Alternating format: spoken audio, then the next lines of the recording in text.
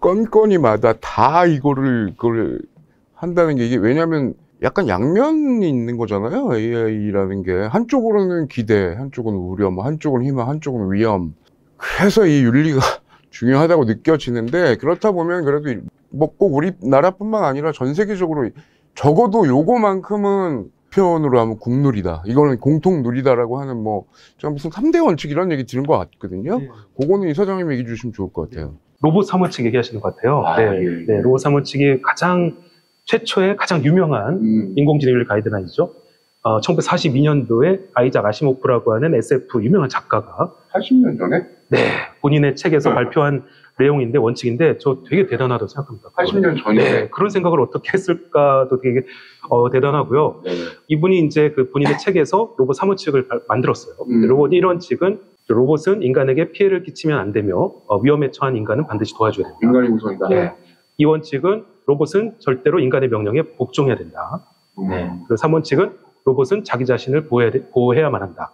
네. 원칙 좀 애매하다. 네, 이런 원칙입니다. 원칙. 네, 이런 원칙인데, 지금 이 원칙이 이제 가장 먼저 나오고, 그 이후에 AI 윤리 가이드라인들이 사실 이 원칙에서 영향을 굉장히 많이 받는 거죠. 그분 대단하시네요. 네, 대단합니다. 종국에는 AI라는 것, 즉 로봇 혹은 기계 문명이라는 게 인간이 우선이지 걔네가 혹시나 이 영향을 거꾸로 주는 선우가 바뀌면 안 된다, 그 얘기인 것 같은데, 그런데 이게 항상 그렇잖아요. 그러니까 꼭 AI뿐만이 아니라 왜 하다못해 우리 무슨 신기술 뭐 이런 거 한번 나올 때마다 아까 얘기 주신 것처럼 만드는 쪽, 그러니까 예를 들면 지금으로 치면은 기업이죠. 기업 쪽에서는 규제 뭐 이런 느낌이 좀 있을 것 같은데, 국내에서 그 인공지능을 만들거나 서비스하는 개발 주체인 기업들은 이 부분, 그러니까 윤리 관련된 부분으로 어떻게 좀 대응을 하고 있나요? 우리나라 수준이 궁금해서. 대기업에서는 인공지능 관련 가이드라인을 자체적으로 마련을 하고 담당 부서와 책임자를 또 두고 있습니다. 그래서 꽤 활발하게 하고 있고, 전문가 초빙해서 교육도 많이 하시고, 자체적으로 뭐 TF를 구성하신다든지 부서를 만드신다든지 해서 그 신제품을 개발하시거나 서비스를 하실 때 윤리에 많이 어긋나는 건 이제 안 하기로 예방하는 차원에서 그렇게 하시고, 다만 이제 기업은 이익을 추구해야 되기 때문에 인공지능 윤리 기준이 약간 넘나드는 그런 쪽으로 이익을 이제 극대화하는 쪽으로 선택을 하시겠지만, 그래도 윤리 기준 검토는 하시는 그런 단계시고요. 그다음에 LG전자는 최근, 그리고 삼성전자와 카카오뱅크는 작년에 AI 경영 시스템 인증 받았다 이렇게 발표를 했고요. 국제 이제 ISO의 국제적인 인증이고, 그다음에 카카오는 2018년에 자체 인공지능 알고리즘 윤리원장 발표했고, 삼성전자도 2018년에 인공지능 국제 컨소시엄에 가입했었습니다. 특히 삼성전자는 갤럭시 24에 인공지능 기술을 이용해서 만든 이미지에 워터마크를 삽입하도록 이렇게 적용을 함으로써 굉장히 모범적으로 대응하고 있다, 이런 평가를 받기도 했습니다. 이처럼 대기업의 경우에는 소비자들의 신뢰가 워낙 중요하다 보니까 이렇게 자체 부서를 만든다든지 인력을 꾸린다든지 해서 대응을 잘하고 있는데요. 중소기업의 경우에는 사실 여건이 되지 않아서 좀 제대로 이루어지지 않는 경우가 많습니다. 그래서 그 아까 전에 그 이사장님께서 협회에서도 이제 인증사업 하려고 하신다고 한 게 중소기업을 도와주는 차원인 것입니다. 그러니까 중소기업은 자기들 제품에 맞게, 서비스에 맞게 인공지능 윤리 기준을 정립하고, 이거에 대해서 이제 가이드라인도 제시해주고, 필요하면 정부가 이제 지원도 해주고, 이런 것들이 필요하다고 보입니다. 의외로 대기업들은 우리나라 수준이 나쁘지 않다, 그 얘기인 것 같은데, 방금 워터마크 얘기 주셨지만 그래도 요새 왜 갤럭시 난리잖아요, 난리. 그래서 제가 하나 궁금했던 게, 그게 어쨌든 온라인으로 계속, 모바일로 계속 교통되고 있는 상황에 있다 보니까 이게 어디로 막 얘가 어떤 뭘 할지 막 고민도 되고 넘어갈 것 같기도 하고, 막 내 정보나 이런 게, 그러니까 이른바 아까 얘기 주셨던 개인정보보호법? 그런 것도 좀 이슈라고 볼 수 있는 거 아닌가요? 그 AI 기술이 사실 신기술이긴 하지만 개인정보는 사실 그전부터도 계속 문제가 됐었던 거거든요. 근데 이제 AI 기술을 통해서 개인정보가 더 많이 침해될 수 있는 가능성이 높아진 거죠. 그리고 요즘에는 이제 AI 기술을 활용하기 위해서 건강정보도 많이 수집하고 사생활 정보도 많이 수집하고 하기 때문에 반드시 이제 동의를 받고 활용을 해야 되는데, 적법한 동의가 있었는지 이게 이제 문제될 수 있죠. 약간 걱정은 되더라고요. AI 기능 들어간 폰이라 그래서 기대는 많이 되고 나도 막 써보고 싶고 뭐 이번에 뭐 판매량 기록 나온 거 보니까 뭐 난리가 아니던데 또 많이 쓰면 또 우리 데이터 많이 들어가고 참 양면입니다. 뭐 이런저런 뭐 걱정들이 좀 있는데 또 CES도 이번에 보니까 이름은 원래 CES가 전자제품 전시회인데 전자제품 전시회가 아니던데 AI 전시회던데 그래서 뭐 한쪽으로는 이렇게 좋은 제품들 많이 나와가지고 사람들이 보고 아 이건 어떤 게 좋다 나쁘다 이런 얘기 하니까 좋은 거죠. 그런데도 저렇게 많이 쏟아지면 거기 정말 아까 얘기 주셨던 것처럼 하다못해 목사님 그 설교 하나 가지고도 고민을 많이 하는데 저 기업 쪽에서 자율적으로 그 윤리적인 이슈 다 고민하고 왔을까? 그런 생각 들긴 들었는데 어떻게 이사장님 어떻게 보셨어요? 그 아무래도 이제 CES가 이제 기업들의 신기술을 자랑하고 발표하는 자리잖아요. 그래서 사실은 이제 기술 위주로 이렇게 이제 전시나 이런 행사들이 많이 진행이 된 것 같아요. 네네. 그래서 저도 사실은 조금 기대한 게 이제 AI 기술의 이면에 이런 우리 윤리적인 문제들, 또 이러한 안전 신뢰성에 대한 문제를 좀 해결하는 기술들도 좀 나와서 이렇게 좀 발표도 하고 하지 않을까라는 기대를 했는데 네, 없더라고요. 그래서 조금 안타깝긴 했지만 또 포럼에서 이 CES에서 부대 행사로 이제 포럼이 있었는데 거기서 뭐 인텔 CEO라든지 뭐 이런 이제 기업인들이 얘기를 했는데 거기서는 또 AI 윤리 얘기를 많이 했어요. 어쨌든 올해는 일단은 AI 기술에 이제 좀 치우치긴 했지만 조금씩 이제 AI 윤리에 대해서도 좀 이제 이야기를 계속 해나가지 않을까라는 기대가 있는데 이게 만약에 내년에도 안 되면 저희가 그냥 다른 CS 비슷한 AI 윤리 전시회 뭐 이런 걸 하나 만들어야 될 것 같습니다. 지금 패턴이라는 게 그렇잖아요. 그런 전시회가 됐든 아니면 신제품 갤럭시 14대 이런 게 나오고 나면 막 써보다가 뭐가 이슈가 생겨가지고 윤리적인 게 또 한번 나오고 이런 식으로 뭐 인류 역사가 그러긴 했습니다만 선 공개하고 후 대응 뭐 이렇게 이런 식인데 보통은 이런 알고리즘이 공개되기 전에 미리 준비를 해서 개발 단계나 기획 단계에서 예방을 해야 된다. 그 아까 얘기 주셨던 것처럼 실제로 현장에서 적용될 때도 선한 영향력이 발휘돼야 된다는 이른바 이 선한 인공지능 요게 협회가 제가 가보니까 딱 그 헌장처럼 맨 앞에 있던데 이 인류 사회에서 가능할까요? 쉽지 않습니다. 저희 협회 이제 목적이 선하고 안전하고 신뢰 가능한 윤리적인 인공지능을 만들고 사용하는 활용하는 건데요. 쉽지 않아요. 쉬우면 저희 같은 단체가 필요 없겠죠. 그렇죠. 다 알아서 하면. 네네. 쉽지 않은 이유가 인공지능의 이제 여러 가지 성질도 있지만 이제 블랙박스 성질 이게 이제 또 좀 크죠. 그래서 이 블랙박스라는 게 자동차의 블랙박스 얘기하는 게 아니라 검정색 박스라는 거죠. 인공지능이 속을 알 수가 없다는 거예요. 도대체. 그러니까 인공지능이 어떤 알고리즘을 통해서 어떠한 과정을 거쳐서 결과가 나왔는데 어떤 과정을 거쳐서 이게 나왔는지 이유를 모른다는 게 이제 지금의 가장 큰 인공지능의 맹점이거든요. 이게 이제 모르게 되면 결국은 인공지능 결과만 놓고 이제 그 과정을 설명할 수 없다고 하면 인공지능이 예를 들면 고장이 나거나 만에 하나 이제 뭐 오류가 생겼을 때 그 원인을 명확하게 찾을 수가 없는 문제가 생기는 거예요. 그리고 어떻게 해결을 해서 고쳐놔도 또 고장 날 수 있는 거죠. 정확하게 원인을 파악을 못했기 때문에.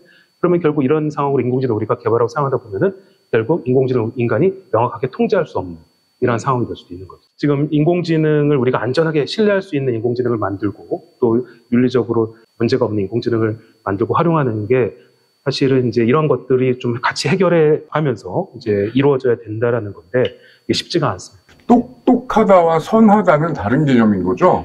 그렇죠. 네, 똑똑하다는 거는 스마트하다. 왜 그러냐면은 예를 들어서 선한 인공지능이라는 것도 탑재됐고 아주 빅데이터를 많이 가진 똑똑한 인공지능이 있어요. 그래서 인공지능한테 인간을 행복하게 해줘라 라고 이제 우리가 그 인공지능한테 얘기를 했더니 걔가 아 그래? 빅데이터를 다 살펴보니까 인간의 행복을 저해하는 건 인간이던데? 뭐 이럴 수도 있는 거잖아요. 그러면 인간을 없애는 거지 않습니까? 뭐 바보 같은 질문이긴 합니다만 네, 충분히 이게 이제 가능한 논리예요. 그러니까. 인공지능에게는 가능한 논리고요. 사실은 인공지능은요. 어린아이라고 생각해야 돼요, 우리가. 너무 지금 과신을 해서 너무 과도하게 기대를 많이 하고 있거든요.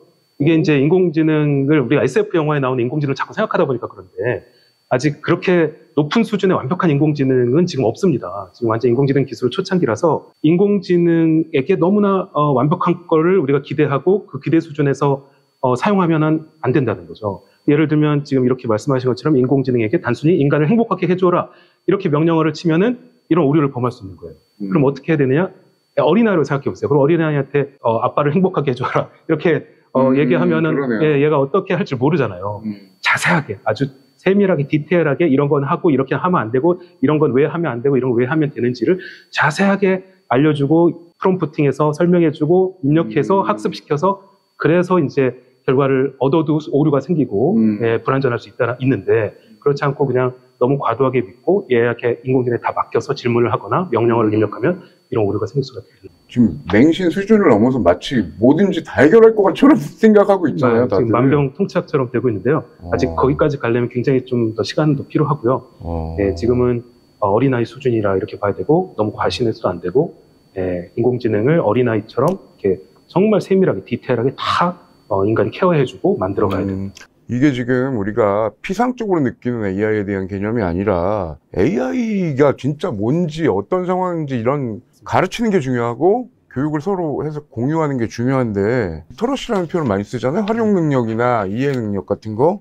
사실 우리 현실에서는 당장 여기 뭐 음식점이나 커피 전문점 같은 데 가도 키오스크 어떻게 할까 막 이래가지고 앞에서 이렇게 그런 부분들도 있을 정도라 저는 약간 뭐 어떤 걱정이냐면 아는 사람 모르는 사람 차이, 그러니까 디지털 격차라는 말보다 이건 더 많이 엄청난 차이가 나면 이거 뭐 대책이 없을 것 같은데. 제가 이제 강의를 가끔 이제 할 때 이런 얘기를 드리거든요. 우리가 인공지능 격차도 이제 지금 나오고 있지만 인터넷 격차도 지금 아직 해결이 안 되고 있어요. 우리 전 세계 인류가 80억 명 아니겠습니까? 그렇죠. 근데 그 중에 40억 명은 아직도 인터넷의 혜택을 못 받고 있습니다. 네. 아프리카나 이런 개발도상국의 나라는 인터넷을 우리나라처럼 이렇게 저렇게 못 써요. 선진국과 이 개발도상국의 격차가 줄어들지를 않는 거죠. 정보 활용 능력의 역량의 차이가 있다 보니까. 근데 인공지능은 더 큰 기술이고 더 영향을 많이 미치는 기술인데 이 격차를 만약에 이제 예를 들면 부자인 나라, 부자들은 인공지능을 쓸 수 있고 가난한 나라, 가난한 사람들은 인공지능을 못 쓴다면 사실상 그렇죠. 격차가 좁아지지 않고 오히려 더 경제력 격차나 이런 격차가 더 커질 수가 있는 거죠. 그래서 교육도 중요하고요. 이러한 역할은 사실은 이제 정부에서 이제 해야 되는 거예요. 그래서 최근에 이제 디지털 권리장전이라고 우리 정부에서 작년에 이제 야심차게 이제 내놓은 규범이 있습니다. 네네. 근데 거기 보면은 아주 굉장히 좋은, 아주 좀 획기적인 규정, 제가 볼 때는 그런 규정이 들어가 있더라고요. 뭐냐면 우리가 이런 인터넷이나 AI나 디지털의 혜택을 당연히 누려야 되는 자유도 있지만 혜택을 누리지 않을 자유도 있어야 된다. 네. 그러니까 이게 좀 약간 어폐가 있는데, 그러니까 뭐냐면 예를 들면 키오스크나 이런 AI를 통해서 이렇게 이제 접근하는 이런 것도 필요하지만 사람도 있어야 된다. 네, 아날로그 방식으로 하고자 하는 사람들한테는 또 아날로그도 제공을 해줘야 된다. 그러니까 저도 이제 햄버거 하나 사 먹기가 이제 키오스크 누르기가 어려울 때가 가끔 있거든요. 근데 우리 고령층 같은 경우는 얼마나 어렵겠습니까? 이러한 일들, AI나 아까 말씀하신 것처럼 이러한 기술 격차 또 키오스크 조작, AI 조작, 스마트폰 조작 이런 것들을 어려워하는 계층에게는요, 우리가 이제 소외계층, 또 저소득층, 이런 고령층, 장애인, 뭐 이러한 계층에게는 우리가 정부에서 중심적으로 하되 또 기업과 같이 좀 더 지원해주고, 네, 또 더 교육도 해주고, 네, 또 도와주는 이러한 일들이 좀 필요하죠. 야, AI를 안 쓸 권리도 권리다. 네. 하긴 그 아마존 고인가? 거기도 옛날에 자동 캐셔만 있다가 인간 캐셔를 일부러 구비했다고 하더라고요. 뭐 그러네요. 선택할 권리가 있는데 마치 우리는 못 따라가면은 우리가 뒤떨어지는 것 같은 그런 느낌이. 그건 진짜 몰랐네. 근데 이게 말씀 나누면 나눌수록 AI하고 인간이 같이 잘 사는 세상 생각만으로 되는 게 아니구나, 쉬운 게 아니구나. A부터 Z까지 들여다봐야 되는 뭐 그런 거고, 아까 거버넌스 얘기했지만 이건 뭐 너무 큰 개념이고 그래서 뭐 어디부터 어떻게 해야 될지 그런 걸 저는 일단 모르겠긴 한데, 그래서 왜 아까 뭐 행사 얘기를 주셨잖아요. 그 행사에서 그럼 뭐 그런 첫 발을 더 딘딘다고 볼 수 있는 겁니까? 맞습니다. 그러니까 지금 사실은 이제 AI 대중화 시대가 열렸다고 지금 하지 않습니까? 네. 이제 재작년부터죠. 챗GPT가 나오고 생성 AI가 이제 굉장히 급속도로 발전하면서 인공지능을 그동안은 개발자나 개발 기업들의 전유물이었다면 지금 이제 일반인들도 일반 시민들도 얼마든지 그 도구를 이용해서 자기 삶의 편리함을 가져다 준 도구로 쓸 수 있는 대중화 시대가 지금 열리고 있다라는 거예요. 그래서 이제 지금 이러한 AI 도구들을 적극적으로 잘 활용하고 내 삶의 어떤 도구로서 윤택하게 또 삶의 질을 이제 높이는 도구로서 활용을 하는 사람들과 또 하지 못하는 사람들과 이제 격차가 점점 더 늘어날 거라는 거죠. 그래서 이런 부분들을 저희가 이제 도움을 주고자 우리 시민분들, 학생분들, 전문가분들이 함께 모여서 포럼을 이제 지속적으로 좀 개최를 해서 네트워킹하는 어떤 네. 중간 커뮤니티 같은 맞습니다. 네, 네트워킹도 하고 또 정보도 교류하고 공유하고 최신 뭐 예를 들면 생성 AI에 대한 이제 활용법, 노하우, 테크닉 이런 것도 좀 같이 공유도 하고 그래서 정말 내 삶을 윤택하게 풍요롭게 만들 수 있는 도구로서 AI를 활용할 수 있도록 그러한 쪽으로 이번에 이제 포럼을 하나를 이제 이름이 뭐예요? AI 리더스 포럼이라고 이제 시작을 이제 하게 되었고요. 리더인 분들도 오시고요. 또 리더가 되고자 하는 분들 모두 다 환영합니다. 그러니까 저희 우리나라가 저는 모든 우리 시민들이 국민들이 AI 리더가 됐으면 좋겠어요. 네, 제가 여기 하나 네, 죄송합니다. 네, 이게 브로셔인데요. 네, 저 협회 브로셔. 역시 협회 이사장님입니다. 이번에 그 저희가 1회인데요. 1회는 그 우리나라 AI의 1세대 연구자 석학이라고 이제 다들 아시는 유명한 분이십니다. 김진영 카이스트 명예교수님을 모시기로 했고요. 네, 그 서울에서 일단 진행을 하는데 2월 1일 날 오후 7시부터 9시까지 2시간 동안 이 AI 석학 김지영 교수의 석학 강연 듣고 또 질의응답도 있고 그다음에 이제 오신 분들과 네트워킹하는 시간도 있으니까 많은 관심 부탁드리겠습니다. 이사장님인지 알겠습니다. 이사장님인지 알겠어요. 네. 국제 AI 윤리협회 이렇게 이름 들으면 아까도 잠깐 얘기 드렸지만 왜 신기술 들어올 때마다 그때마다 뭔가 뭐 표현이 좀 그렇잖아요. 뭐 어디가 발목 잡아 뭐 이런 식으로 AI 윤리협회를 좀 인지하고 있을 어느 쪽도 있겠죠.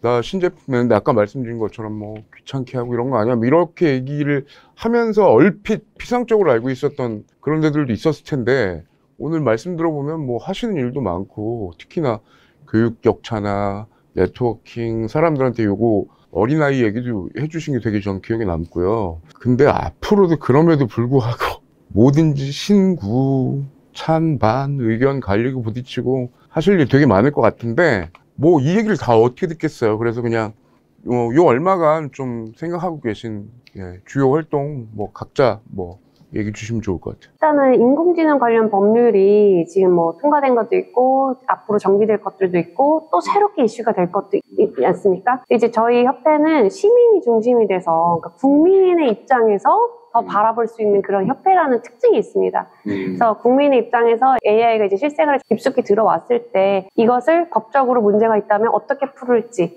정말 국민의 공감대를 얻어서 어떻게 해결을 해갈지 이런 것들을 조금 고민해 보고 싶고요. 앞으로 인공지능 이슈를 이제 놓치지 않고 계속 팔로우해 가면서 공부해야 될 것 같고 또 그 인증에 대해서 말씀을 드렸는데요. 대기업이 아닌 중소기업은 정말 어려움이 있습니다. 윤리 기준을 지키고 싶었는데 기준을 몰라서 못 지켜서 결과적으로 그런 경우가 있을 수 있기 때문에 미리미리 교육도 하고 인증을 통해서 뭔가 확실한 이런 것을 좀 만들어 드리는 것이 협회가 할 일이라고 생각합니다. 그리고 가장 중요한 것은 기업, 소비자 모두가 공감할 수 있는 윤리 기준 그것을 만드는 것이 중요할 것 같습니다. 변호사님께서 좋은 말씀 많이 해주셨는데요. 저도 그런 일들을 하면서 제가 이제 명함을 사실 이제 협회가 처음에 생기고 나서 이제 명함을 만나는 분들에 드리면 인공지능 윤리 협회 이게 뭐 하는 협회를 말씀을 많이 하셨어요. 그러니까 발목 잡는 협회. 네. 그리고 어떤 분들은 이거 규제하자는 협회 아니에요? 단체 아니에요? 딱 그렇게 들릴 것 같아요. 네. 이거 AI 기술 발달하지 말자는 거 아니에요? 뭐 이런 얘기를 많이 했는데 절대 아니라는 거죠. 또 저희 협회가 이런 활동을 하면서 좀 많이 조금 오해가 조금 줄어들긴 했는데요. 인공지능 우리가 기술, 제품, 서비스가 나왔을 때 그 제품, 서비스가 안전하지 못하고 신뢰할 수 없다면 여러분 구매를 안 하시겠죠, 소비자들. 그러네요. 네. 그러한 제품과 서비스가 안전하고 신뢰할 수 있다는 것들을 알려줘야 또 그렇게 만들어줘야 그러한 제품, 서비스가 더 잘 팔릴 거고 시장에서 인정받을 거고 그러한 제품을 개발하는 AI 기업들은 더욱더 성장하겠죠. 그러면 AI 기술도 더욱더 발전할 겁니다. 그래서 AI 윤리라는 거는요. AI 기술을 발목 잡는 게 아니라 오히려 도와주는 개념인 거고 신뢰성을 더 확보시켜주는 개념이고 소비자들에게 신뢰성을 부여해주는 이러한 노력이라고 좀 이해를 해주시면 좋을 것 같고요. 그래서 항상 AI 윤리와 기술은 같이 가야 된다. 조화롭게 발전해야 된다. 그러니까 특히나 아까 말씀 주신 것처럼 저는 아까 변호사님 말씀도 그렇고 대기업은 어쨌든 눈에 드러나기도 하고 그러니까 자체적인 기구를 만든다든지 뭐 이해 당사자들이 만나고 뭐 이럴 기회가 있는데 중소기업은 오히려 진짜 의문의 일패. 그러니까 뭘 하고 싶었는데 오히려 인증을 못 받아서 욕먹을 수도 있고 그러네요. 생각해보니까. 그런 부분에서 오히려 협회가 그 공인된 어떤 활동을 해주는 게 더 도움이 되는 거겠네. 그렇게 생각을 저는 못 해봤었는데 어떤 일방이 당연히 아니고 AI가 우리 일상에 잘 상생하면서 공존할 수 있도록 윤리적 개념을 장착하고 앞으로 나아갈 수 있도록 하는 게 협회가 하는 일이다. 알겠습니다. 자, 그런데 그럼에도 불구하고 제가 이게 시대에 나오 구독 중이라서 예. 여기도 뭔가 구독을 해야 된다고 하면 구독할 게 있긴 있습니까? 아, 저희 협회 유튜브 채널이 있긴 있습니다. 그래서 네. 그 IAA TV라고요. 네, 저 협회 이름이 영문으로 IAA인데요. 거기 이제 네. TV라고 유튜브에 검색하시면 나오고요. 구독자는 묻지 않겠습니다. 아직 구독자는 많지 아니, 않습니다. 왜냐면 이게 교육방송 같은 컨셉일 텐데 네네네네. 많이 보기는 어렵고 네. 제 시대의 나우 구독 중에 맞게 유튜브도 운영해 주셔서 감사하고요. 협회 채널에도 말씀처럼 많이 구독해 주시고 봐주셨으면 좋겠습니다. 제가 전문 MC도 아니고 그런데 인터뷰는 그래도 하실 만큼 얘기들은 편안하게 하시는 자리가 되는지 궁금해서 제가 듣고 싶은 얘기라서 네. 제가 사실은요, 네. 유튜브의 전문 방송은 오늘이 첫 출연이거든요. 그런가? 네네. 그런가요? 제가 강연 많이 하셨잖아요. 오히려 이제 저기 방송이나 TV에는 좀 간간히 출연을 했는데 유튜브 채널에는 오늘 처음 출연입니다. 그래서 원래 이렇게 편안하게 합니다. 편안하게. 그래서 조금 처음에 좀 부담도 되고 긴장되는데 진행을 재밌게 잘 해주셔가지고요. 편안하게. 근데 양 변호사님은 약간 TV 쪽 느낌으로 하시는 것 같아요. 저요? 워낙 저도 네. 사실은 저도 기자 같지 짤막한 않으세요? 인터뷰는 많이 했었는데 네네네. 이렇게 유튜브에 길게 이렇게 1시간 이상 대화를 하는 것처럼 하는 건 처음이어서 굉장히 긴장을 오히려 왜 했었고요. 긴장을 해? 여긴 또 네. 편안하게 해야 된다니까. 오히려 예, 근데 이제 저는 이제 교수님의 이런 진행이 정말 인공지능에 대한 깊이 있는 뭔가 정말 많이 생각해 보신 것 같은 그런 네. 느낌을 많이 받았고 그런 식견이 굉장히 빛나고 인공지능이 절대 대체할 수 없는 유일무이한 진행이었다. 아하, 네. 좋습니다. 네, 이렇게 그리고 이 말씀드리고 질문 싶습니다. 저 챗GPT 안 썼습니다, 여러분. 제가 그냥 했습니다. 네, 역시. 알겠습니다. 하시고 싶었는데 제가 질문이 없어서 못했다든지 그런 거 있으면 뭐 한 말씀씩 해주세요. 저는 이제 인공지능이 등장함으로써 상대적으로 인간성, 인간다움, 인간은 무엇을 추구해야 되는가 이런 것들을 고민하게 된 것이 굉장히 긍정적인 면이라고 생각을 합니다. 인공지능과 차별화되는 인간만의 장점, 나만의 무엇인가 이런 것들을 좀 개발하시고 자기 자신을 더 사랑하는 구독자분들이 되셨으면 좋겠습니다. 아까도 말씀을 잠깐 드렸는데 지금 인공지능 기술이 초창기입니다. 그래서 너무 뭐 과신할 것도 없고 또 너무 두려워할 것도 없어요. 그래서 지금부터 우리가 한 걸음 한 걸음 차근차근 인공지능을 올바르게 개발하고 올바르게 활용해 나간다면 진정 인간과 인류의 이제 편익과 행복을 가져다주는 그런 윤리적이고 안전한 인공지능이 나올 거고요. 가장 중요한 거는 인공지능은 인간을 위한 도구이자 수단이라는 거를 꼭 우리가 다 같이 알아야 될 거예요. 그러니까 인공지능 다들 여기저기 다 인공지능 하니까 인공지능이 뭔가 너무나 위에 있는 것 같아요. 지금 아닙니다. 오히려 그렇게 됐구나. 네. 진짜 생각해보니까 그러네. 인공지능은 정말 인간의 도구, 수단, 인간을 편리하게 한 도구이자 수단일 뿐이라는 거고 인공지능이 만약에 정말 인간에게 도움은 요만큼밖에 안 주고 피해는 이만큼 준다. 그러면 인공지능을 쓰면 안 되겠죠. 다른 기술을 또 개발해서 써야 되겠죠. 가장 중요한 건 인간이라는 것 점을 좀 다 같이 알고 우리가 나아간다면 이런 인공지능 윤리 문제도 자연스럽게 해결되지 않을까. 오히려 정말 인공지능이 우리 머리 위에 있는 것 같아. 생각해보니까. 안 됩니다. 모르면 우리가 뭔가 잘못하는 것 같고. 네. 그러네. 야, 그래서 오늘 아무튼 말씀 잘 나눴고요. 라스트는 유치하지만 고전적으로 한번 하시죠. 자, 히데이 나우 구독 중 구독자 여러분. AI 윤리 이제 국제인공지능윤리협회를 찾아주세요. 네, 좋았습니다.